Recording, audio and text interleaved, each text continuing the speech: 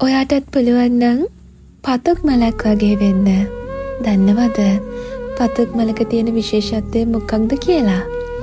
පතුක් මලකට පුළුවන් ඕනිම තැනක වැඩෙන්න. පතුක් මලක් දන්නවා වැස්සක් වුණත් සීතලක් වුණත් මොන කාලගුණ පරිසරයක වුණත් නොමැරී ජීවත් වෙන්න. පතුක් මලක් දන්නවා කර්කශම පොළවක වුණත් කෙලින් හිටගෙන ඉන්න. ඔයත් මේ වගේ කෙල්ලෙක් වෙන්න. ඔළුව කෙලින් තියාගෙන නිර්භීතව මිනිස්සු මැද්දෙන් ඇවිදින්න.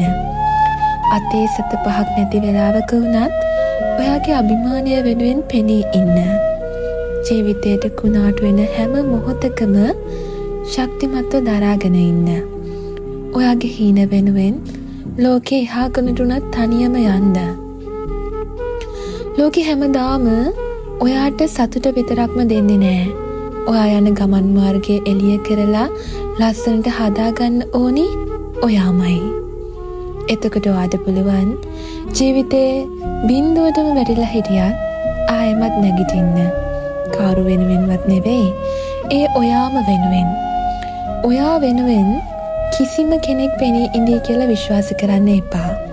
ඔයා වෙනුවෙන් පෙනී ඉන්නේ ඔයා විතරයි. ඒ විශ්වාසයෙන් ඔයාගේ ගමන ඔයා යන්න. එතකොට දවසක ඔයාට තේරේවි ඔයා කොච්චර හිත හයිය කෙනෙක්ද කියලා. ඔයා දුකින් ඉන්න වෙලාවක, ජීවිතේ වැටිලා ඉන්න වෙලාවක ඔයාගේ හිත ඔයාම සනසගන්න පුරුදු වෙන්න. මට මේ ලෝකේ විශ්වාසවන්තම අත